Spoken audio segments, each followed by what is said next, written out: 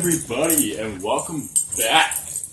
Today we are going to be making a mine maze. And what I mean by that is exactly what I just kind of said. It's a maze, like the last episode was, that contains mines. And what I mean by a mine is, if you see there's the TNT, sandstone. That would practically be a mine, because when you walk over it, it triggers the TNT, which will eventually blow up. So, what you want to do is you want to get an area sort of like this. I cleared out a 9x9, and what you're going to need to do is, for each space that you have cleared out, you need one piece of sand. And what the piece of sand will do is, as the TNT detonates, hold on, if you have a hole like that, what you do is you get the piece of TNT like this, and when you have the sand over it, like that, looks like a normal mine. But if you go, walk over it, it'll drop you, and then it'll blow up.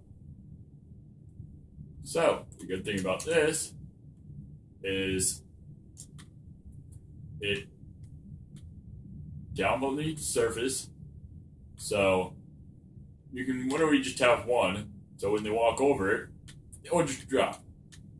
Or you can have something like this.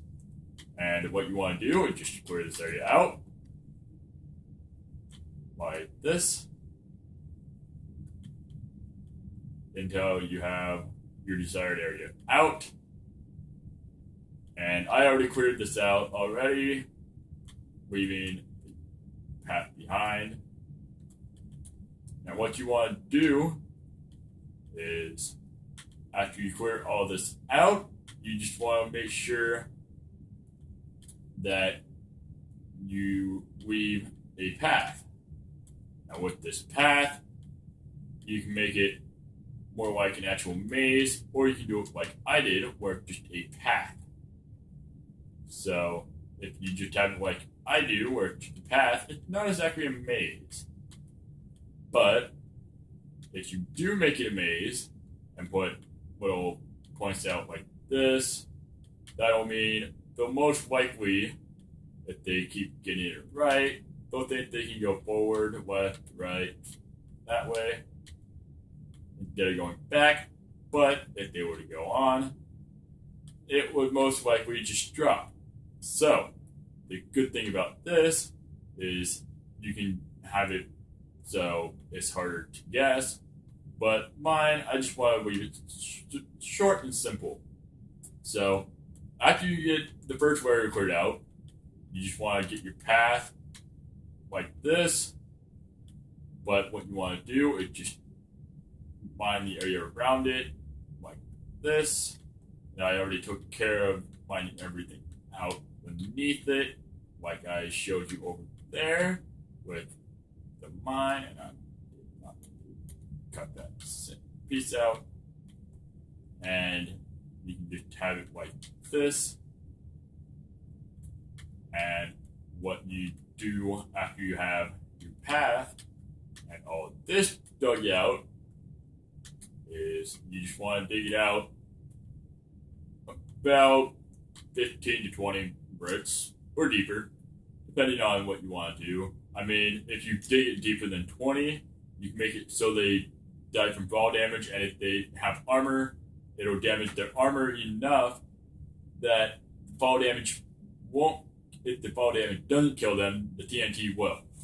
So, what you want to do is, after you get all that cleared out, which I'm not really going to give you time for, because you can pause the video if you haven't done this. But after you get all that, what you want to do is take your TNT and just place it in just like this. and you just want to fill in all the gaps near your path, like connecting the path, like this, that. And what this will do is when you put a pressure plate on top of the sand that I already showed you, it will detonate. It'll fuse TNT, beginning the countdown as it falls. And the best part about this is because you're doing it with a pressure plate that are red down, all this will do is drop the one beneath it, leaving it a little more mysterious of how it goes. But if you want to make it a even bigger challenge for them, you can make it like this, where instead of just doing the maze like this, they actually have to jump. And the thing about jumping is if you jump like that, there's a possibility that you can jump short, fall in that.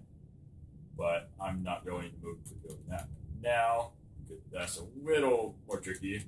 And if you're going to do that, you definitely don't want it like this, because otherwise they could just jump across like that,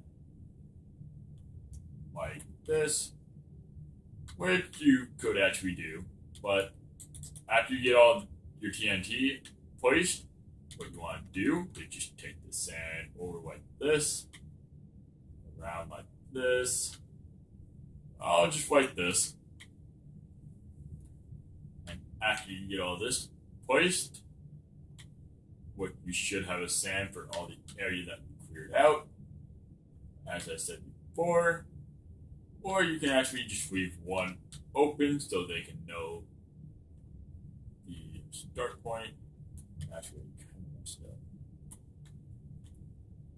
And what you want to do is see how this is the beginning of the path. What you could do is just leave that like that, so you can just place a pressure plate above it, signifying that that's the start. And you can do that with both sides, or you can just do it like this, so it's more mysterious.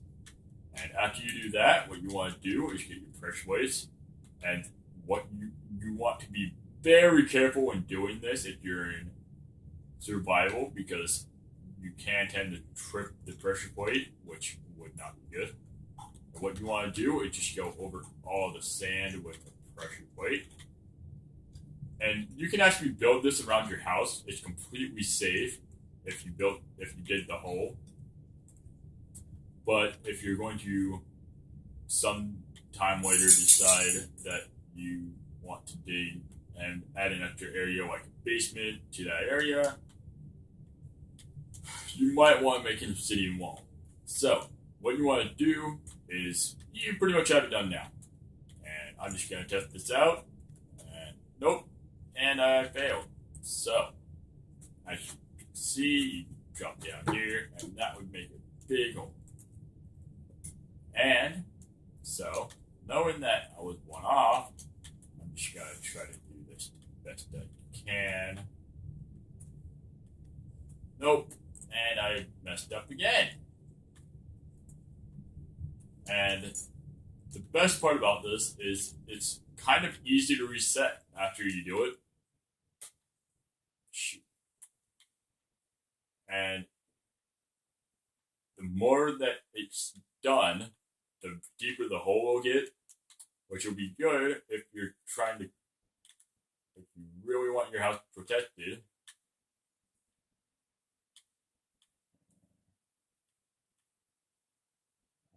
I almost went in that one. No. And what will happen is after a while of doing this, the hole will get a little deeper. And I'm just going to set some of these off, reveal the path a little bit.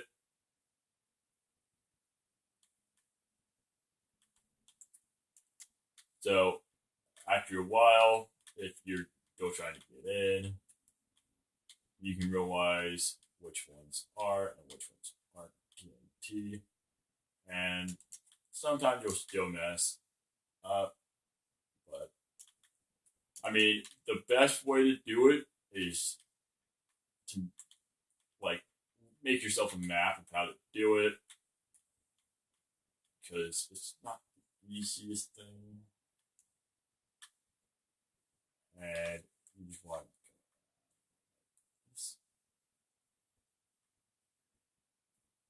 Oh,